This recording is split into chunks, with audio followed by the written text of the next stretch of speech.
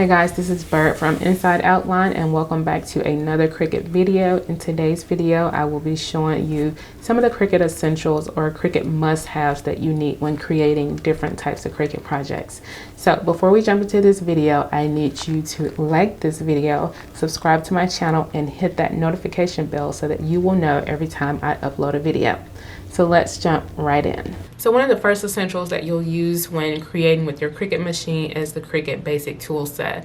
The tool set comes with 5 different tools, and it includes the tweezers, the weeder, the scraper, the spatula, and some scissors as well. For each of the Cricut projects that I use, I at least use one of these different items from the tool set.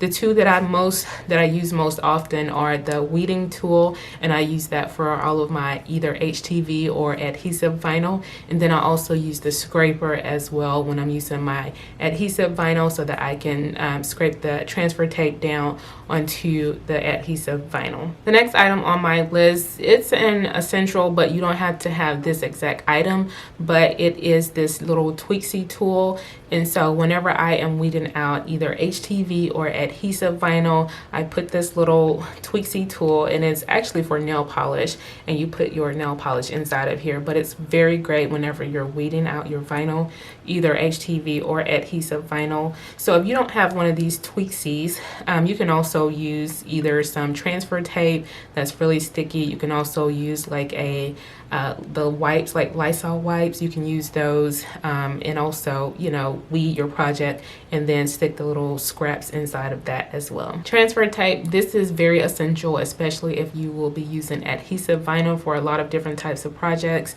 I will add in some clips here to show you just how I use the adhesive vinyl and then put the transfer tape on top of it so that you can apply it to any hard surface, such as a mug, a notebook. I have a video on, me making a notebook cover. So you can use the transfer tape for a variety of different things.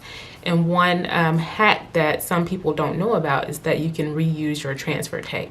So instead of just using your transfer tape one time and then tossing it in the trash, I typically use my transfer tape at least 3 to 4 times, as long as it is sticky, to use for different projects. The next item on my list that is a Cricut essential is the cutting mats.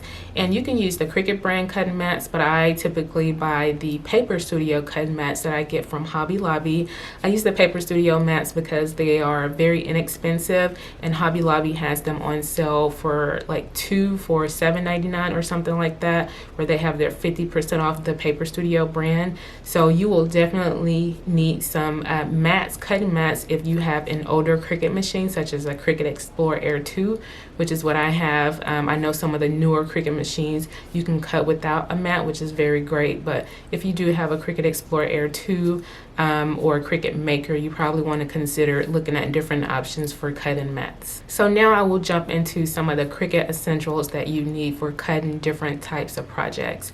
So the first type of projects that I will talk about are HTV projects, and these include t-shirts, aprons, kitchen towels, oven mats or oven mitts, and various types of things where you need to apply heat in order to get them onto your project. So obviously, as I just mentioned, you will need some type of material such as a t-shirt, a robe, a towel, kitchen towel, or bath towel, or some other project that you're going to apply your HTV to. The next item when creating HTV projects is HTV. So what HTV stands for is heat transfer vinyl, and basically what that means is it's vinyl, but you need a heat source in order to apply it to your material that I just mentioned. Your material can be either a t-shirt, a onesie, or any other cloth or cotton type material. If you need to know what type or what temperature to use for your HTV projects, Cricut does have a heat guide that you can reference, and then I also have a heat guide on my website, insideoutline.com, and I will be sure to have that blog post linked down below. So the next item that you need when you're creating HTV projects is a heat source. And when I say heat source, I mean something like an iron, an easy press, a heat press, or any other type of heat press machine. machine so that you can apply your HTV to your material. Now, I personally have a Cricut Easy Press 2, and I use it for a lot of my different HTV projects. I recently brought a heat press machine, and I bought it from Heat Press Nation. I have not received it just yet, but I will be doing a review for you all to let you know how I like it. But again, you need some type of heat source such as an iron. I would suggest using an iron for smaller materials, like a onesie, or if you have some of those little drawstring muslin bags, you can use it on those as well. But if you're serious about starting a Cricut business with HTV projects, you know, selling t-shirts and things like that, I definitely suggest getting an Easy Press 2 or some type of heat press that meets your needs. The next item that you need whenever you're creating HTV projects is a Teflon sheet or parchment paper. So whenever I'm creating things such as t-shirts where I'm using regular HTV, I use my Teflon sheet so that I can press over a design just to protect the design and to protect my Easy Press as well. Whenever I'm creating projects such as print and cut t-shirts or things like that, I use the parchment paper in order to protect the design and to protect my heat press. So the next type of project that we will talk about that you need your Cricut essentials for are wood signs, or just wood projects in general. So obviously, if you're creating wood signs, you need some wood. You can go to Home Depot, Lowe's, or even find some of these items on Amazon as well. So if you're creating a wood door sign, obviously you can find those round wood pieces at Home Depot or Lowe's or whatever your local lumber supply store is. And then what you will also need is either some wood stain, or you can also use paint to either stain your wood, or you can paint it as well. You will also need either a paintbrush or a stain brush to apply your stain or your paint to your wood. And last but not least, you will need some adhesive vinyl so that you can cut out whatever words that you want to put on your sign. I will add in a clip of a wood sign that I made, and it said "Be Merry," and that was for Christmas. I also created a wooden door hanging sign as well, so I'll be sure to add a clip of that as well. The next type of Cricut project that I'll be discussing is a welcome doormat. So obviously you can create welcome doormats with your Cricut machine, and some of the essentials that you need for that project are a doormat.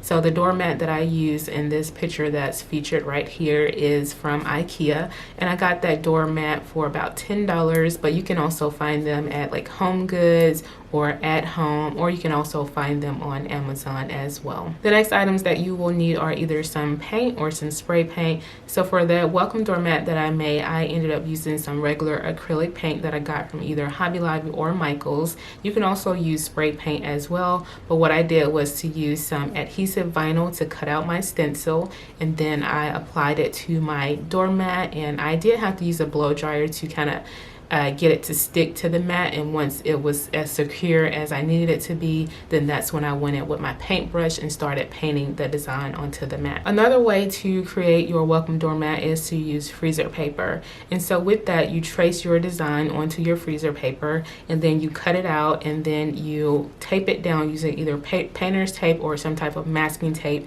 and you tape that freezer paper down to your mat. And then you can go about using either your spray paint, or you can use some acrylic paint as well to paint your design onto your welcome doormat. The next type of Cricut project that I'll be talking about, and some of the essentials that you need, are drinkware.